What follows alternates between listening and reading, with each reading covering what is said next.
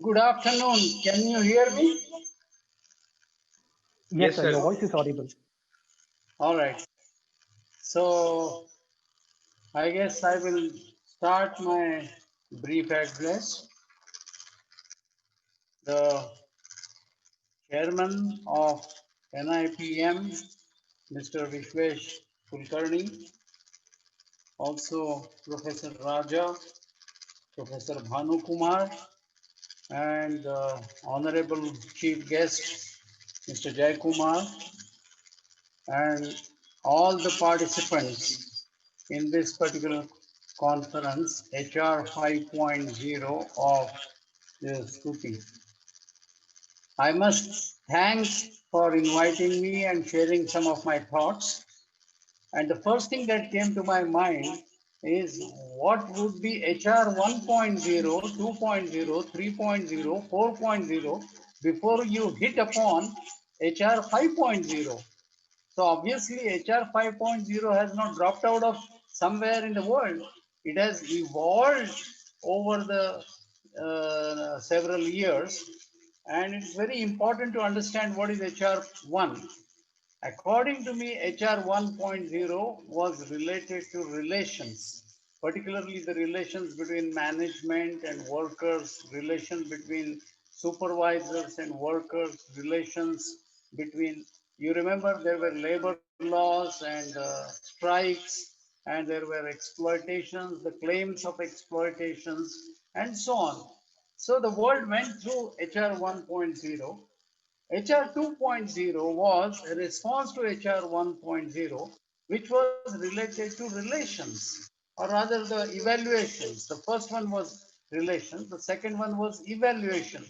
Obviously, the HR people became very powerful and they started maintaining the evaluations. The ACR, the annual confidential report, is considered as one of the dreaded documents, and that is the annual confidential report is considered very sacrosanct in many organizations, and the HR people were considered as the custodians of the evaluations. HR 3.0 became the training part. After relations and evaluations, the third one was training. Very soon, the companies and the organizations found out that unless you train, because the university education or the college education or whatever was the previous background was not sufficient for the person to start on the job on day one, and therefore some training was required, and therefore HR 3.0 focused on the training part. Obviously, as Industry 4.0 came along, HR 4.0 was also focused on digital. The concept of digital aspects came along very strongly, and therefore whether it is going to the bank, or whether it is making a railway reservation, or whether it is buying some stuff, you find that digital world became the order of the day. And then you are hitting upon HR 5.0. And according to me, because of the big impact all over the world of this COVID situation, we are seeing a new phenomena called the change. There is going to be a change in the world. There is going to be a change in the industry. There is going to be a change in the HR profession. There is going to be a change in education. There is going to be a change in almost every walk of life. And therefore, I consider how to handle the change is going to be the big challenge in front of HR professionals in the year to come. Having said this, and also having looked at the National Education Policy, which is also a very important document that has been promulgated by the Government of India, I would take three important aspects which are very important for the HR professional. The first one is skills. Second one is the values. And the third one is the lifelong learning. Let me briefly elaborate that today in the world, you will find every 5 years the technology changes. And therefore, your skills that were probably in the early part of your career may not necessarily be required after 10 years or after 15 years or after 20 years. And therefore, you have to be good at how to acquire the skill. And there are some basic skills that are required, even though the context may change. For instance, the language skills that you got to be able to put your thoughts together cogently, properly, simply, and in very grammatically correct language. No matter which language you use, that's not very critical, but you must be able to put across your views in a very proper manner. You don't have to be a lawyer for it, but obviously you have to be a good presenter. The second important skill is the communication skills. This is becoming extremely important as the world is becoming highly connected world. You will find that the communication skills are very important. Whether it is verbal communication, whether it is written communication, or whether it is communication in terms of addressing. For instance, there are 500 people on this particular video conference. I can't see all of them, but I still need to communicate effectively with all of them. And therefore, it is very important for us to understand what is the significance of the communication skills. Technology skills are also very important. Whether you are an arts graduate, whether you are a science graduate, whether you are a medical graduate, whether you are a law graduate, or whether you are a management graduate, you will find a minimum amount of hardware of the technology, and the software of the technology has got to be understood, acquired by every individual. And therefore, I would say that the hardware technology skills and the software technology skills are becoming extremely important as the foundation, no matter what is going to be the context. The next one is, according to me, financial skills. The world is becoming now very conscious of the cost, of the profits, of the benefits, and therefore, whether you are again an arts graduate or a commerce graduate or a management graduate or an engineering graduate or a medical graduate, some basic knowledge of financial skills are required by every individual. Then obviously leadership and teamwork, which as HR professionals, you got to understand that the teamwork is extremely important. In India, particularly, what happens is that people are highly individualistic, and therefore the question of working in a team is not understood. And therefore, there are a lot of exercises that HR people do to make sure that people understand the teamwork or the leadership for that matter. And the last but not the least important part is the dual skill of observation and doing the things. In fact, a Japanese ambassador once told me that Indians and Japanese can work together. And I said, why? He says the Japanese have got good eyes and good hands, and the Indians have got good heart and good brains, and therefore we should work together. Believe it or not, the Japanese are extremely good in their observations, and believe it or not, the Japanese are extremely good at their hands, doing the crafts work, doing the work to perfection. So these are some of the skills. I will not take much of your time, but just indicating it.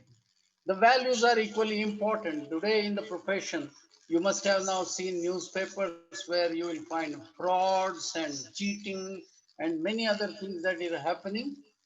You must understand that success is important, but success at the cost of unethical means is not very good. And therefore, the first value that you have to imbibe is resist against plagiarism. Plagiarism is a big menace in India, and therefore, do not copy, do not paste. Cut and paste is not a job that one should do. Second most important part is the honesty. It's very important that somebody trusts you, and that trust has to be carried forward, and therefore honesty is very important. Financial frauds are going up in the country, and because of materialism, because of the growth that is happening, the financial situation changes from time to time, and therefore people have to understand that ethical values against financial frauds have to be inculcated in the people.